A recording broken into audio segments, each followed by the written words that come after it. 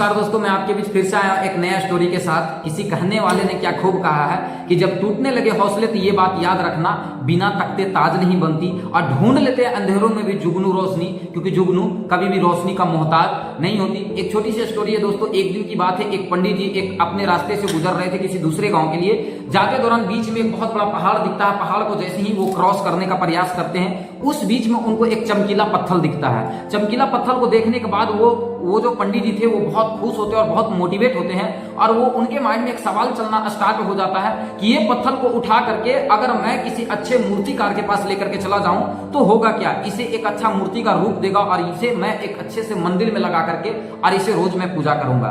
और वो कुछ नहीं सोचा, उसी तरीके से पत्थर को उठा करके 2-3-4 व्यक्ति का सहारा लेकर के वो पत्थर को उठा करके जिस शहर का रहने वाले थे वो पंडित जी, उस शहर का जो सबसे फेमस मूर्तिकार, जो सबसे बेस्ट मूर्तिकार, जिसका रिजल्ट बहुत अच्छा था, जिसको लोग तारीफ करते थे, उस मूर्तिकार के पास वो पत्थर ले जा करके पंडित जी देते हैं। और पंडित जी बोलते हैं कि मूर्तिकार साहब, भैया इस पत्थर को आप बहुत अच्छा मूर्ति का आकार दीजिएगा। उन्होंने साइज भी बता दिया। सारा चीजें बताने के बाद वो मूर्तिकार जो था, वो मूर्ति का जो बनाने का काम करते थे, वो पत्थर को ऊपर छेनी और हथौड़ी का मार बरसाना स्टार्ट कर दिए। क्योंकि ये चीजें हमें और आपको पता होना चाहिए कि मूर्ति का रूप लेने के लिए पत्थर को जहां से तोड़ना चाहिए वहां से तोड़ना पड़ता है। हर जगह पे उसके ऊपर छेनी और हथौड़ी का मार चलाना पड़ता है। वो मूर्तिकार एक छेनी जैसी उस पत्थर को ऊपर बरसाते हैं, वो पत्थर नहीं टूटता है। 2 बार चलाते नहीं टूटता, 10 बार चलाते नहीं टूटता है, 20 बार चलाते हैं बट फिर भी वो पत्थर नहीं टूटता है।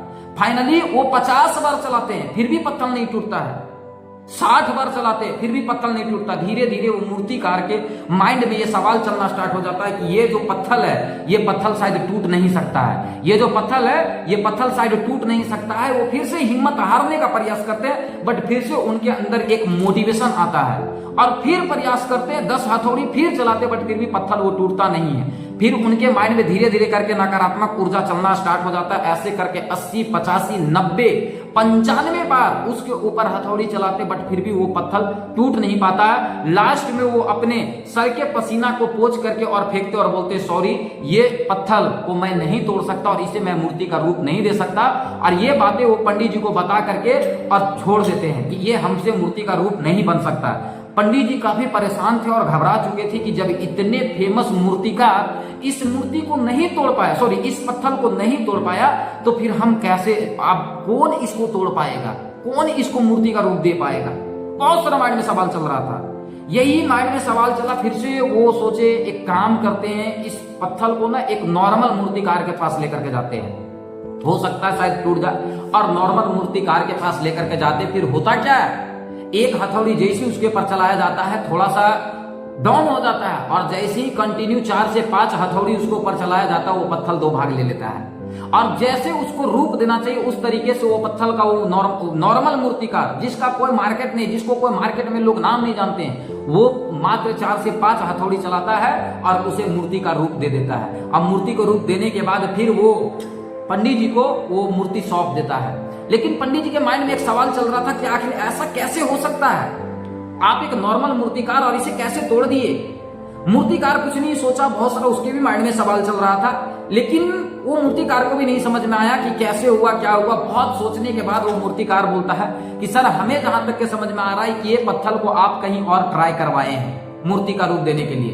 पंडित जी बोलते हैं, हाँ बिल्कुल हम ट्राई करवाए हैं। तो शायद सर हुआ क्या इसके साथ, एक्चुअली सर इसके साथ हुआ क्या कि जब किसी इंसान के ऊपर, एक एग्जांपल समझिए, जब किसी इंसान के ऊपर 90 लाठी बरसाया जाए, वो नहीं मरेगा, सपोर्ट दैट। और अगर कोई अदरवाइज 5 लाठी बरसा दे उसके ऊपर तो वो मर जाए। तो मरने के बाद आखिर क्या हुआ और कैसे मरा, किसके मार से मरा।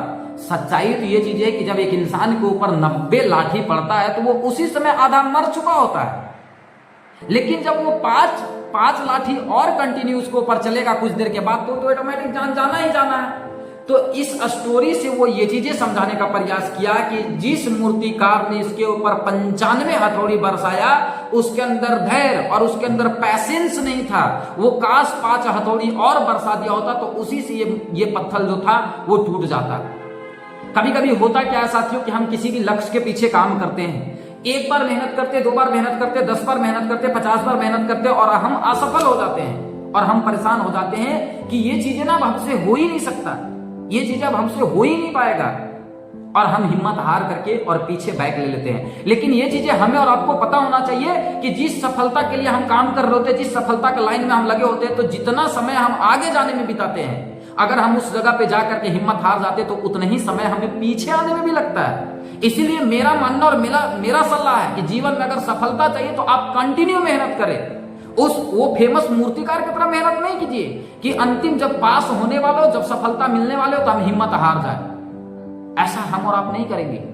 जीवन में कामयाबी चाहिए और जीवन में बड़े सफलता चाहिए और बड़े अचीवमेंट चाहिए, तो स्ट्रगल लगातार करना पड़ेगा। क्योंकि हर बड़े बड़े सेलिब्रिटी और हर बड़े बड़े सफल व्यक्ति ये चीजें बोल करके गए हैं, हर मोटिवेशनल स्पीकर ये चीजें बोल करके गए हैं कि कामयाबी चाहिए तो कामयाबी मिलेगी, एक दिन में नहीं मिलेगी, लेकिन एक न एक दिन जरूर मिलेगी। क्योंकि कामयाबी और सफलता कोई मैगी नहीं है कि 2 मिनट के अंदर हम बना करके खा ले।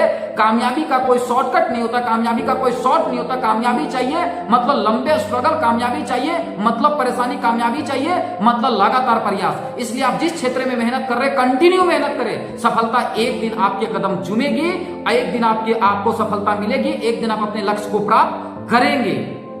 आप इसी प्रकार से हमारा वीडियो को देखने के लिए मेरे चैनल को सब्सक्राइब करें। अगर ये वीडियो आपको अच्छा लगा है तो आप लाइक करें और कमेंट करें और शेयर करें।